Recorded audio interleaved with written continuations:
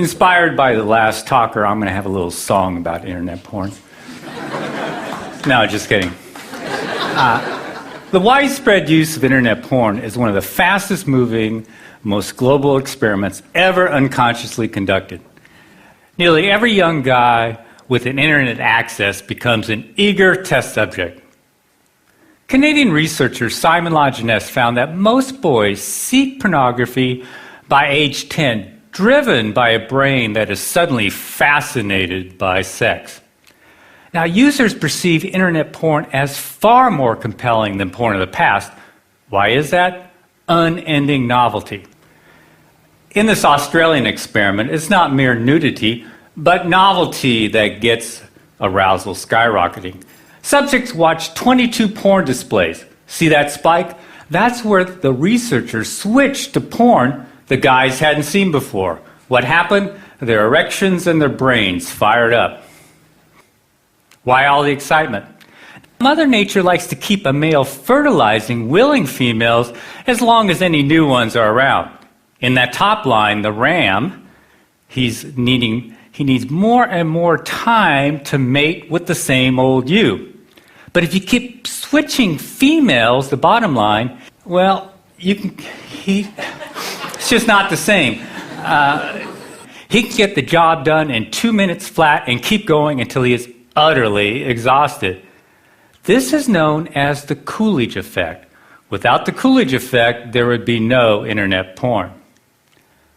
This old mammalian program, the Coolidge effect, perceives each novel female on a guy's screen as a genetic opportunity. To keep a guy fertilizing the screen, his brain releases the go-get-it neurochemical dopamine for each novel mate or image. Eventually, the ram will tire, but as long as the guy can keep clicking, he can keep going, and so will his dopamine. With internet porn, a guy can see more hot babes in 10 minutes than his ancestors could see in several lifetimes. The problem is he has a hunter-gatherer brain. A heavy user's brain rewires itself to this genetic bonanza, so his brain becomes associated with this porn harem. Such behaviors that are associated with this are being alone, voyeurism, clicking, searching, multiple tabs, fast-forwarding, constant novelty, shock, and surprise. As one young guy once asked, are we the first generation to masturbate left-handed?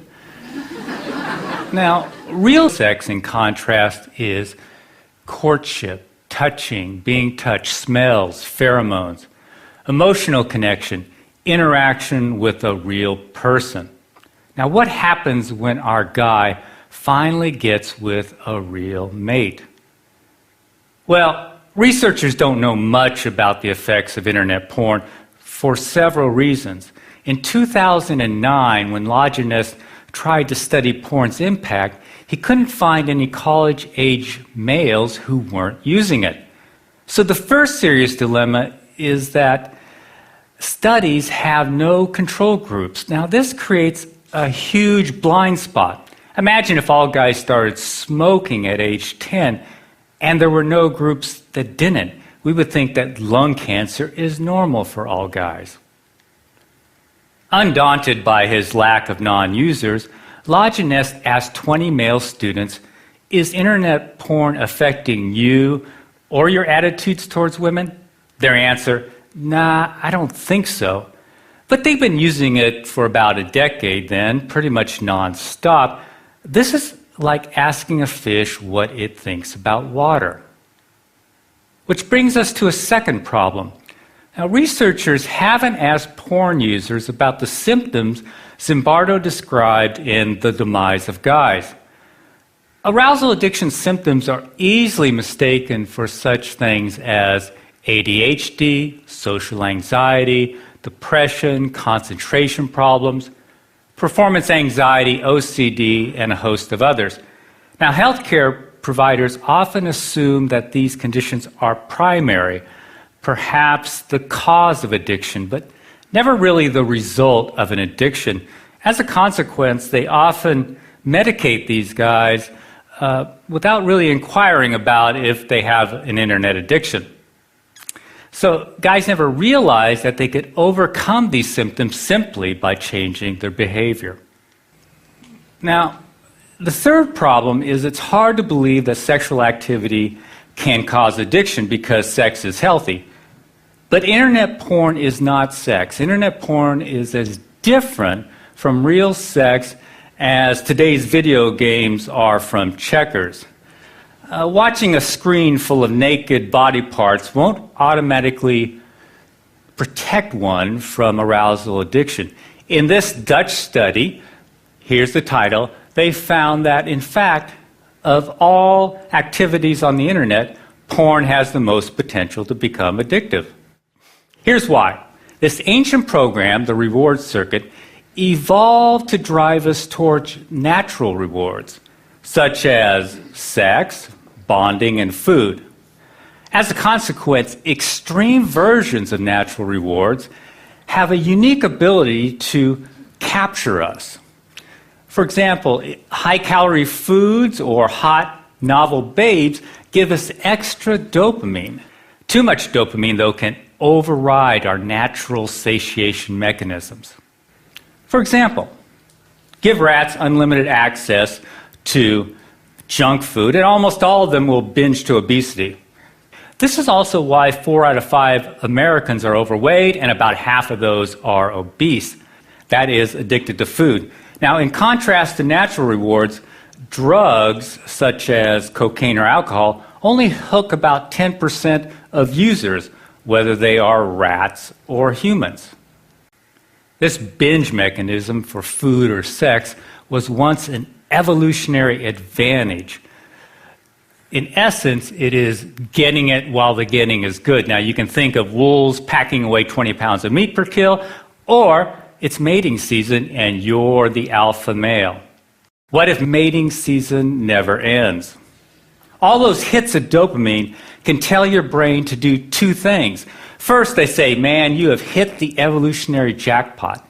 Second, they kick in a molecular switch called delta phos-B. I know it's a fancy word, but dopamine kicks in delta phos-B, and that starts to accumulate in the brain's reward circuit.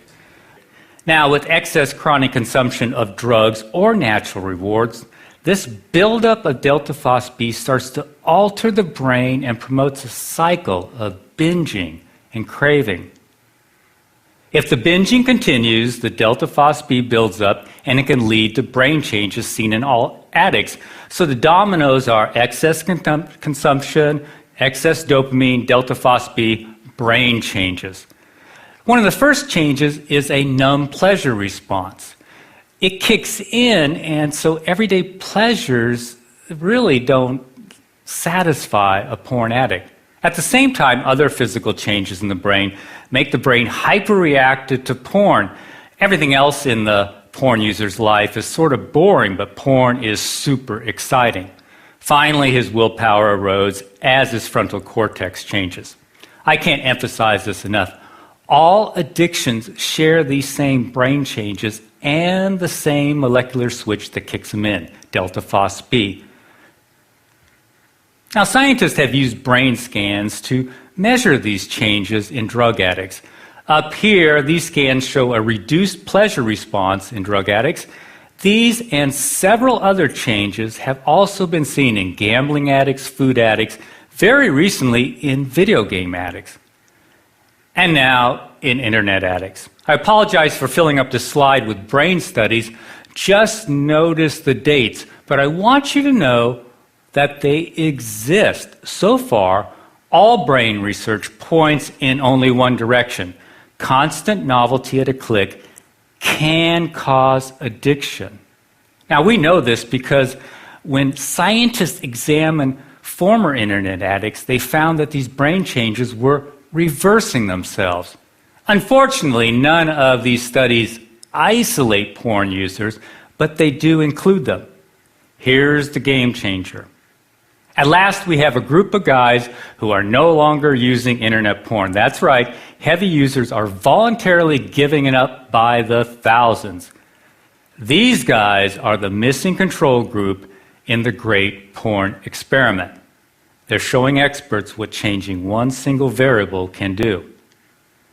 I call it the resurrection of guys, as opposed to the demise of guys.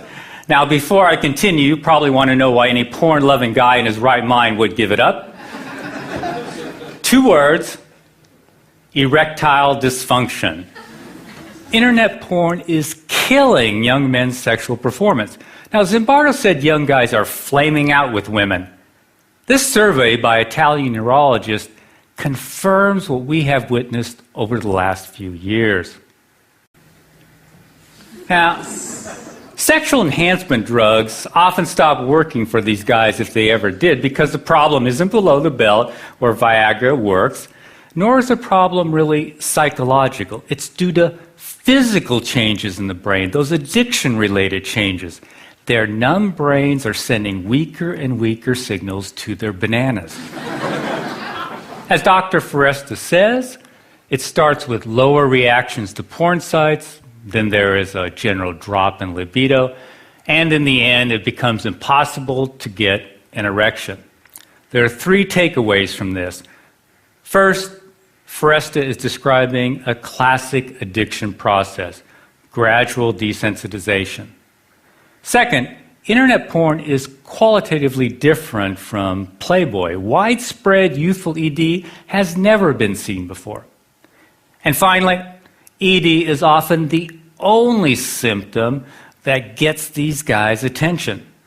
The question is, what less obvious symptoms are they missing? Most don't figure that out until after they quit. Here's a guy in his late 20s. I've been to psychologists and psychiatrists for the last 8 years, have been diagnosed with depression, severe social anxiety, severe memory impairment, and a few others.